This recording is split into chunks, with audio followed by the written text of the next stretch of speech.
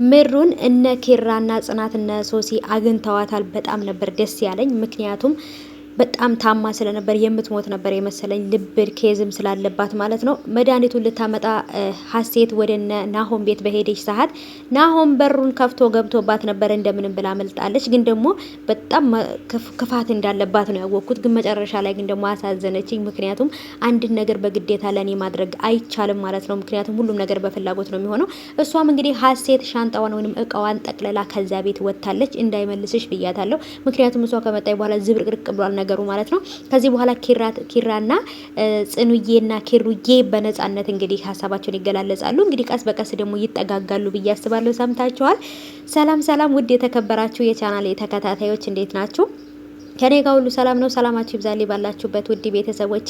ለቻናሌ አዲስ ከሆናችሁ ሰብስክራይብ በማድረግ ቤተሰቡ ነው። ነባሮች እንኳን በሰላም መጣችሁ ብያለሁ። ዛሬ እንግዲህ የጽናት ድራማ ይለቀቃል ብያችሁ ነበረ። በተለመደው ሰዓት ተለቋል ማለት ነው።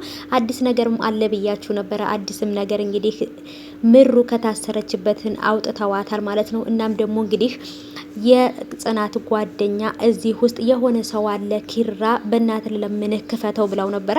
እዚህ ጋር ደግሞ እቃ ስላላት ሀሴትን ስለሆነ መክፈት አልፈልግም ብሎ ነበረ። ግን ደግሞ የሆነ ምልክትና የሆነ የሚንኮሻኮሽ ፌስታል ነገር ሰምታለች። እሱም ደግሞ ምሩ አፏ ላይ የታፈነችበት የፕላስተር ነው ማለት ነው ድምጹን የሰማችው።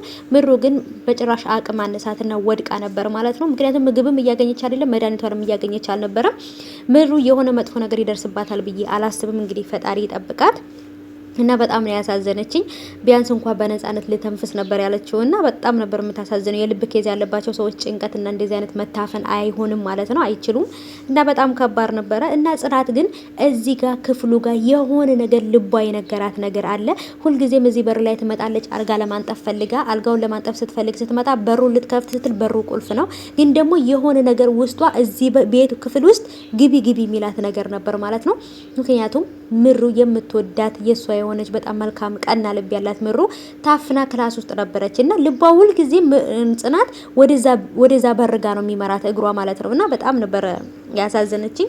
አሁንም ደግሞ ደስ የሚለው ነገር ግን ደርሰውላት በር ከፍተው እሷ ክፈት ባትለውና የሆነ ሰው አለ ብላ ባትለው አያቅም ነበር። እሱ ራሱ ዝም ብሎ ነበር እንትን የሚለው። ምሩ ጠፍታለች ወይንም ደግሞ ራሷን ለማረጋጋት ፈልጋ ነው ከሰዎች የራቀችው ብለው ነው እንጂ ያሰቡት በጭራሽ ይሄ ነገር ደርሶባት ነው ብለው አላሰቡም። እንግዲህ ሀሴትም ሻንጣውን ጠቅልላ ሄዳለች። ልጁም ደግሞ የኪራ ጓደኛም እኔም እቃዬን ጠቅልዬ ልውጣ ብሎ ወደ ሳሎን ቤት ገብቷል። እቃውን ጠቅልሎ ይውጣ ወይንስ ደግሞ ደርሰው ይይዙታል አላቅም። ብቻ በሩን ከፍተው ሲገቡ ወይንም ኪራ ሌላ ቁልፍ አለኝ ከፍቼ ገባለሁኝ አሳይሻለሁ በሚል ሰዓት በጣም ነበር ደስ ያለኝ ማለት ነው። ምክንያቱም ተከራክሯቸው ምንም ነገር የለም ብሎ ከክፍሉ የሚመልሳቸው ነበር የመሰለኝ። ግን ከፍተው ስለገቡ በጣም ደስ ብሎኛል። ምክንያቱም በቃ አንዲት ነፍስ አትርፈዋል። ሆስፒታል ገብታለች ምሩ ማለት ነው። ምክንያቱም በሽታዋን ታውቃላችሁ ልብ ህመምተኛ ስለሆነች። ናሆም ይሄን ነገር በሚሰማ ሰዓት ምን ሊል ይችላል? በጣም ከባድ ነው።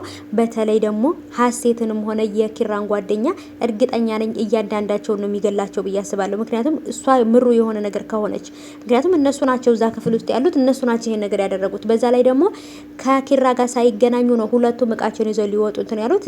ኦሬዲ ሀሴት ወጣለች። ጓደኛው ግን አለ ቤት ውስጥ ግን ደግሞ ወጣለሁ ብሏል። ምክንያቱም ከነቃች ትናገራለች ብሎ ነው የሚያስቡት። እነሱ ስለሰሩት ስራ ነው እንጂ ስለሷ ነፍስ አላስጨነቃቸውም ማለት ነው። እና በጣም ከባድ ነው። ብቻ ዛሬ ትንሽ አወዛጋቢና አስደንጋጭ ነገር ነበረ። እንግዲህ ምሩዬ ድና ትመለሳለች ብዬ አስባለሁኝ። ልቧ ቀጥ ብሎ መሞት ነበር የመሰለኝ። በጣም ነበር የተጨነኩት። መድኃኒቱን ለማምጣት እዛ ከሄደች በኋላ ራሱ ናሆምን አግኝታው ነበር ቤት ውስጥ ገብቶባት በየት እንደምትወጣ ግራ ገብቷት ነበረ። ግን ደግሞ ሌባ መውጫ ያጣም እንደምንም ብላ ወጣች፣ ተደውሎለት እሱ ሲወጣ ማለት ነው። በጣም ናሆሜ ተጨንቋል ማለት ነው። በጣም ነው የሚወዳት የሚያፈቅራት። ልብ ህመምተኛም እንደሆነች ያውቃል። በተናገራት ነገር ተቀይማ ነው የመሰለው እንጂ በጭራሽ እንደዚህ ታግታ አልመሰለውም። እሷ ግን ሰውን የምትቀየም አይደለችም። እሱም የተናገረው ደግሞ ትክክለኛ ነገር ስለነበር ማለት ነው። እናንተ እንዴት አያችሁት? ሀሳባችሁን ኮሜንት ላይ አስቀምጡልኝ። ላይክም አድርጉ፣ ሰብስክራይብ